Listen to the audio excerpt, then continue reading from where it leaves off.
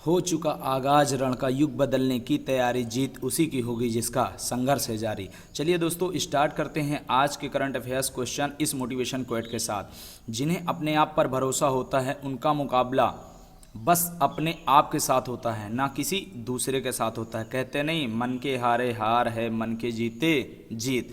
तो ठीक उसी प्रकार है भाई, अपने आप से मुकाबला करिए, अपने आप को सुधारने का प्रयास करिए, हमेशा अपनी गलतियों को एक्सेप्ट करिए और उनको सुधारने का प्रयास करिए, ना कि किसी में कमियां ढूंढने की गलती करिए आप। तो आपको अपनी गलतियां सुधारना है, खुद जो गलतियां किए हो उनको सुधारिए और आगे बढ़िए। तो चलो बच्चों, हम लोग स्टार्ट करते हैं आज के पहले प्रश्न की ओर चलते हैं। आज का पहला प्रश्न है, सेव वाटर और से नो टू प्लास्टिक पर मिशन लाइफ के बारे में जागरूकता फैलाने के लिए, याद रखना, जागरूकता फैलाने के लिए किसने एक अभियान या एक पहल की शुरुआत की है? तो याद रखिएगा, ZSI, zoological survey of India. क्या ध्यान रखना है? Zoological survey of India, ZSI के द्वारा इस चीज़ को ध्यान रखना है। इस वर्ष पर्यावरण दिवस पर मिशन लाइफ पर बल दिया जाएगा, इस चीज़ को याद रखिए। इसके बारे में जागरूकता फैलाई जाएगी, मिशन लाइफ के बारे में, इसको आपको ध्यान रखना है। और विश्व पर्यावरण दिवस हर साल कब मनाया जाता है? 5 जून को मनाया जाता है, इसको आपको ध्यान रखना है। और मिशन लाइफ की शुरुआत प्रधानमंत्री नरेंद्र मोदी के द्वारा कब की गई और कहाँ से की गई? तो याद रखना, COP 26 एक सम्मेलन हुआ था, कॉन्फ्रेंस ऑफ पार्टीज़ का। COP 26 जो होता है प्रतिवर्ष, इस चीज़ को ध्यान रखना, ग्लासगो ब्रिटेन में हुआ था, इस चीज़ को याद रखना। उसी के दौरान प्रधानमंत्री नरेंद्र मोदी ने मिशन लाइफ की शुरुआत की थी, इस चीज़ को ध्यान रखिएगा।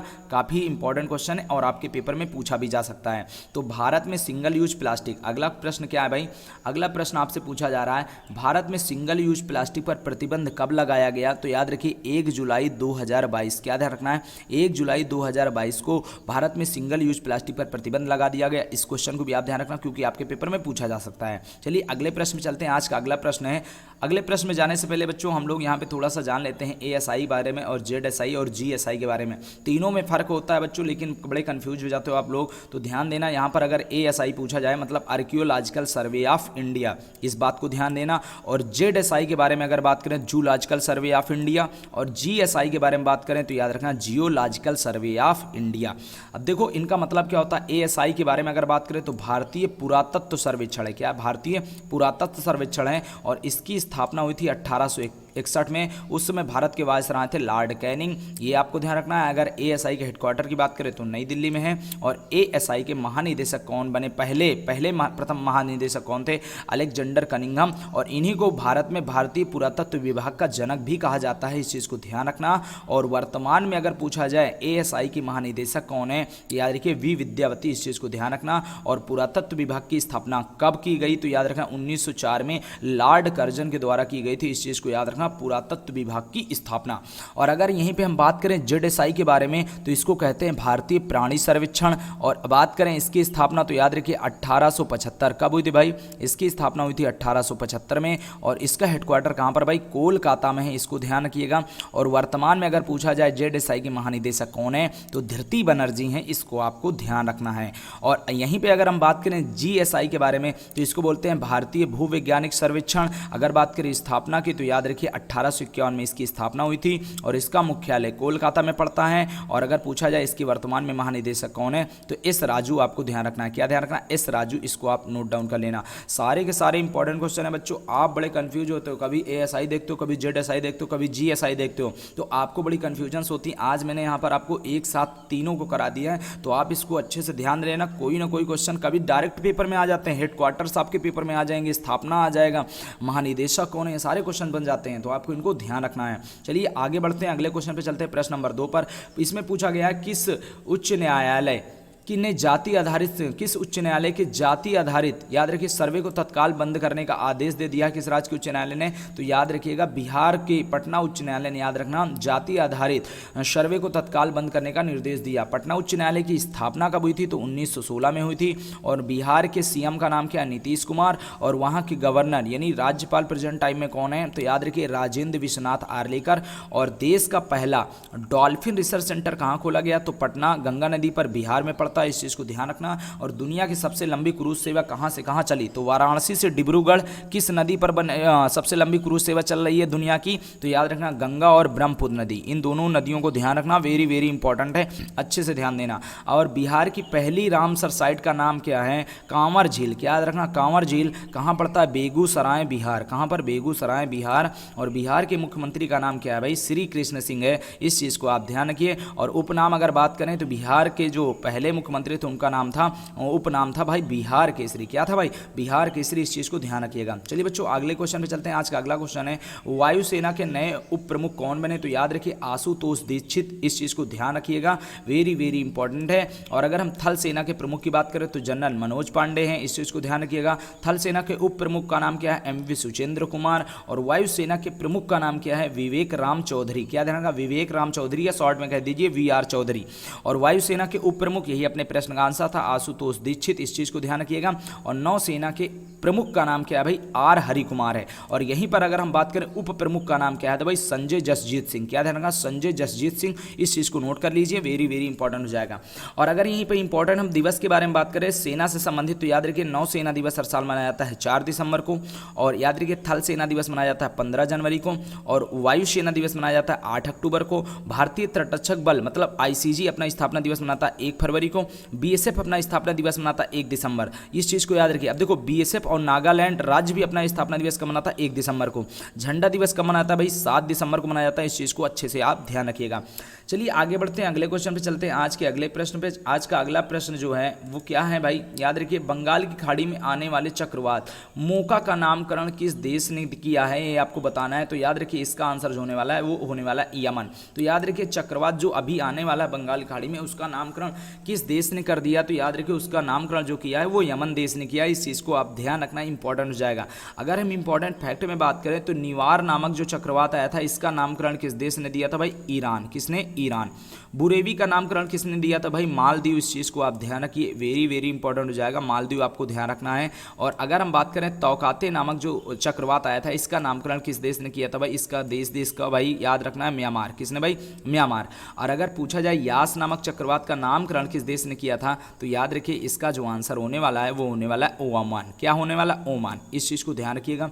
और गुलाब नामक चक्रवात का नामकरण किस देश ने किया, तो याद रखिए इसका आंसर हो जाएगा पाकिस्तान, इसको आपको ध्यान रखना है। और अगर पूछा जाए शाहीन नामक, क्या ध्यान रखना है, शाहीन नामक जो चक्रवात आया था याद रखिए इसका नामकरण किस देश ने किया था भाई, कतर ने, किसने भाई, कतर ने, इस चीज़ को ध्यान रखना। और अगर पूछा जाए जावाद नामक, क्या बात करें, जावाद नामक जो तूफान आया था, चक्रवात आया था, उसका नामकरण सऊदी अरब ने किया था। और आसानी की बात करें तो याद रखिए आसानी का नामकरण किया था भाई श्रीलंका ने, इसको ध्यान रखना है। और अगर पूछा जाए सितरंग का नामकरण किस देश ने किया था, तो भाई थाईलैंड ने किया था, इस चीज़ को आपको ध्यान रखना है। सारे इंपॉर्टेंट क्वेश्चन है बच्चों, ये काफ़ी मेहनत के बाद मैंने आपको ये क्वेश्चन लाए, क्योंकि कई सालों का ये कंटेंट होता है जिनको आपको इकट्ठा याद करने रहता है। और एक टीचर्स क्या करता है, वो पढ़ाते हुए उसको पता होता है कि ये चीज़ें हैं, कैसे कहाँ पर क्वेश्चन थे, हमने कब पढ़ा था, कितने साल में पढ़ा था, वो एक नोट्स भी बनाता रहता है एक एक जगह पर, तो उसको ये पता होता है। आपको भी ध्यान रखना है और आप भी ऐसे नोट्स बनाते चलिए, आप भी आने वाले समय में पढ़िए, ऐसा आप पढ़िए, ठीक, इस चीज़ को आपको ध्यान रखना, आप भी ऐसा कर सकते हो। नहीं तो भाई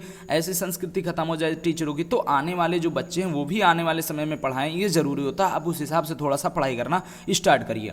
चलिए आगे बढ़ते हैं। अगर हम यहाँ पे बात करें तो भारतीय, याद रखना किसके बारे में अगर हम बात कर लें तो याद रखना भारतीय, तो ध्यान रखना भारतीय मौसम विभाग की स्थापना कब हुई थी भाई, 1875 में हुई थी। और हेडक्वार्टर कहाँ पड़ता है भाई, नई दिल्ली में पड़ता है। और विश्व मौसम विज्ञान दिवस हर साल मनाया जाता है 23 मार्च को। कब मनाया जाता है, 23 मार्च को, इस चीज़ को याद रखिएगा, क्योंकि वर्ल्ड मेट्रियोलॉजी ऑर्गेनाइजेशन की स्थापना हुई थी। आप एमओ की बारे में बात करें, वर्ल्ड मेट्रियोलॉजी ऑर्गेनाइजेशन, इस चीज़ को आपको याद रखना है, वेरी वेरी इंपॉर्टेंट हो जाएगा। चलिए बच्चों आगे बढ़ते हैं आज के अगले प्रश्न में, प्रश्न नंबर 5। तो याद रखिए इसमें पूछा गया ओलंपिक पदक विजेता और धावक टोरी बोवी का निधन हो गया। किसका भाई, टोरी बोवी का निधन हो गया। उनका संबंध किस देश से, ये आपको बताना है। तो उनका संबंध हो जाएगा भाई अमेरिका से। कहाँ से हो जाएगा, अमेरिका से हो जाएगा, इस चीज़ को ध्यान रखिएगा। टोरी बोवी एक धाविका हैं और याद रखना इनका अभी हाल ही में निधन हो गया। तो ये एथलेटिक्स से संबंधित एक धाविका हैं जिनको आपको याद रखना है, वेरी वेरी इंपॉर्टेंट है। और अभी इंपॉर्टेंट फैक्ट में अगर हम बात करें तो अभी हाल ही में प्रकाश सिंह बादल का निधन हो गया। किसका भाई? प्रकाश सिंह बादल का निधन हो गया। ये किस राज्य के पूर्व मुख्यमंत्री थे? आपको बताना है पंजाब। और अभी अभी हाल ही में अरुण गांधी का 89 उम्र की आयु में निधन हो गया। ये किसके पोते थे? तो आपको बताना भाई महात्मा गांधी के पोते थे। और अगर पूछा जाए 100 वर्ष की आयु में रणजीत सिंह का निधन हो गया अभी हाल ही में। वे क्या थे? तो वे भारत के एक प्रमुख इतिहासकार थे। इसको आपको ध्यान रखना है। सारे इंपॉर्टेंट क्वेश्चन है जिनको आपको ध्यान रखना है। अब चलिए बढ़ते हैं अगले क्वेश्चन पे चलते हैं। आज का अगला प्रश्न है कि भारत का पहला अंतर्राष्ट्रीय मल्टी मॉडल लॉजिस्टिक पार्क कहाँ बन रहा है? Top of the very very important question है। आप इसको ध्यान रखिए। इसका आंसर जो हो जाएगा आसाम हो जाएगा। इस चीज़ को नोट डाउन कर लेना, वेरी वेरी इंपॉर्टेंट हो जाएगा। अब यहाँ पर हम अन्य इंपॉर्टेंट फैक्ट की बात करें तो जल नीति बनाने वाला भारत का पहला राज्य कौन हो जाएगा? मेघालय। और अलग से कृषि बजट पेश करने वाला भारत का पहला राज्य कौन हो जाएगा? तमिलनाडु। और अगर पूछा जाए जल बजट प्रस्तुत करने वाला भारत का पहला राज्य कौन बना? केरल बना। इस चीज़ को याद रखिए। और स्वयं की वन्य जीव, याद रखना बहुत इंपॉर्टेंट क्वेश्चन है, वन्य जीव कार्य योजना 2021 से 30 बनाने वाला भारत का जो पहला राज्य है वो कौन है? महाराष्ट्र है। इस चीज़ को याद रखना। और दिव्यांगों के लिए अलग से, याद रखना, दिव्यांगों के लिए अलग से विभाग बनाने वाला भारत का पहला राज्य कौन बना भाई? महाराष्ट्र बना। इस चीज़ को याद रखिएगा। और जेल पर्यटन की शुरुआत करने वाला भारत का पहला राज्य कौन बना? तो याद रखिए महाराष्ट्र। इस चीज़ को अच्छे से आप ध्यान रखिए। अगर हम महाराष्ट्र से अभी हाल ही का एक क्वेश्चन और बताएं तो आप ध्यान रखना, अभी हाल ही में महाराष्ट्र के उप मुख्यमंत्री देवेंद्र फडणवीस ने मॉरिशस में शिवाजी की प्रतिमा का क्या किया है? अनावरण किया है। इस चीज़ को आप ध्यान रखना, इंपॉर्टेंट हो जाएगा। चलिए बच्चों, और एक और क्वेश्चन की बात करें तो स्टेच्यू ऑफ नॉलेज, ये लातूर महाराष्ट्र में भीमराव अंबेडकर की एक प्रतिमा है। इस चीज़ को भी आप ध्यान रखना, इंपॉर्टेंट हो जाएगा। चलिए बच्चों आगे बढ़ते हैं, अगले क्वेश्चन पे चलते हैं। आज का अगला प्रश्न है तो नीरज चोपड़ा ने डायमंड लीग में कितने मीटर भाला फेंककर जीत हासिल दर्ज की? तो याद रखना 88.67, क्या ध्यान रखना, 88.67 मीटर भाला फेंककर याद रखिएगा डायमंड लीग का खिताब जीता है 2023 में। इस चीज़ को ध्यान रखिए। अब अगर हम इंपॉर्टेंट फैक्ट में बात करें तो टोक्यो ओलंपिक में भारत को एकमात्र स्वर्ण पदक किसने दिलाया था भाई? नीरज चोपड़ा ने दिलाया था 87.58 मीटर भाला फेंककर। इस चीज़ को याद रखिए। और भारत ने कुल कितने पदक जीते थे भाई? 7 पदक जीते थे टोक्यो ओलंपिक में। इस चीज़ को ध्यान रखना, वेरी वेरी इंपॉर्टेंट हो जाएगा। नीरज चोपड़ा के नाम पर 10 करोड़ रुपए की लागत का एक स्टेडियम हरियाणा सरकार कहाँ बनाएगी? तो इसका आंसर जो होने वाला है वो होने वाला है भाई पानीपत होने वाला है। इसको आप ध्यान रखिएगा। और गोल्डन बॉय, वेरी इंपॉर्टेंट है, गोल्डन बॉय उपनाम से किसे जाना जाता है? तो याद रखिए नीरज चोपड़ा को जाना जाता है। इसको आप याद रखिएगा।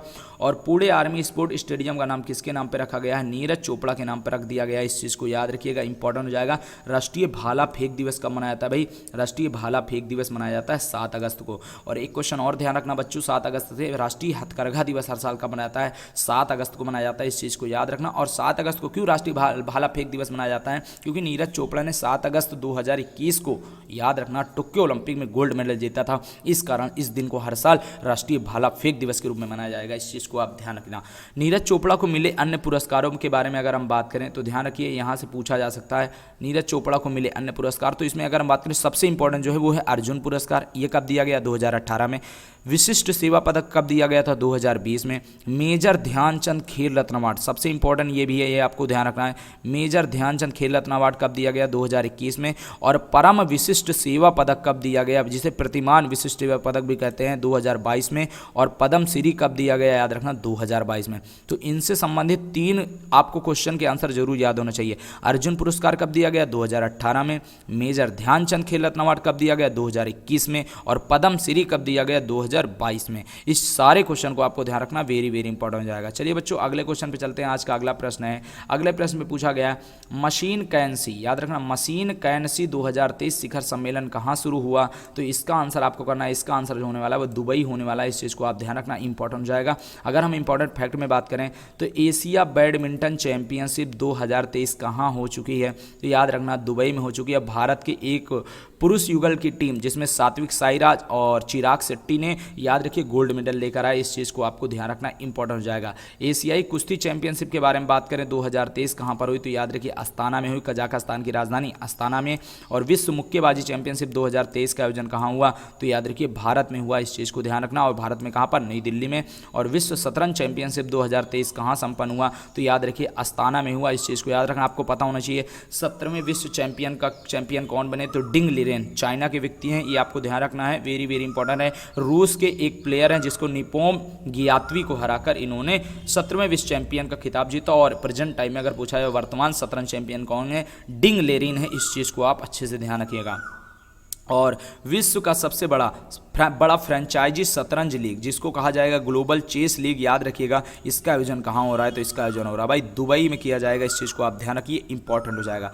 चलिए आगे बढ़ते हैं बच्चों, अगले प्रश्न में चलते हैं। आज का अगला प्रश्न है विश्व एथलेटिक्स दिवस हर साल कब मनाया जाता है? तो इसका आंसर क्या होने वाला है भाई? 7 मई को हर साल विश्व एथलेटिक्स दिवस मनाया जाता है। इस चीज़ को आप ध्यान रखना, इंपॉर्टेंट हो जाएगा। और अंतर्राष्ट्रीय श्रमिक दिवस कब मनाया जाता है? 1 मई को मनाया जाता है। विश्व टूना दिवस कब मनाया जाता है? 2 मई को मनाया जाता है। विश्व प्रेस स्वतंत्रता दिवस कब मनाया जाता है? 3 मई को मनाया जाता है। राष्ट्रीय कोयला खनिक दिवस कब मनाया जाता है? 4 मई को मनाया जाता है, इसको ध्यान रखिएगा। अंतर्राष्ट्रीय श्रमिक दिवस कब मनाया जाता है? 4 मई को मनाया जाता है। अंतर्राष्ट्रीय अग्निशामक दिवस कब मनाया जाता है भाई? 4 मई को मनाया जाता है।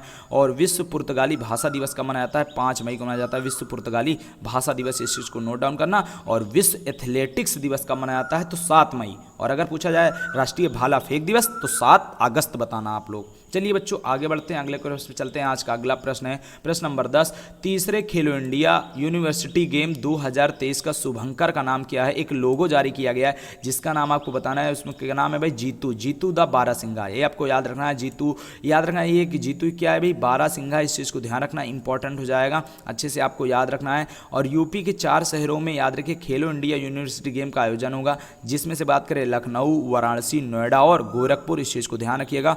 और 5वां खेलो इंडिया यूथ गेम्स 2023 कहाँ हो चुका है? तो याद रखिए मध्य प्रदेश में। और सबसे ज़्यादा पदक तालिका में शीर्ष राज्य कौन रहा? तो महाराष्ट्र रहा, इस चीज़ को ध्यान रखना। 36वां राष्ट्रीय खेल का आयोजन कहाँ होगा? तो याद रखिए गोवा में होगा। वेरी इंपॉर्टेंट क्वेश्चन है बच्चों, आप याद रखिए 2015 के बाद 2023 में होने वाला है 36वां राष्ट्रीय खेल, कहाँ पर भाई? गोवा में, इसको आपको याद रखना है। तीसरा खेलो इंडिया यूनिवर्सिटी गेम कहाँ होगा? लखनऊ में होगा, ये भाई आपको ध्यान रखना है।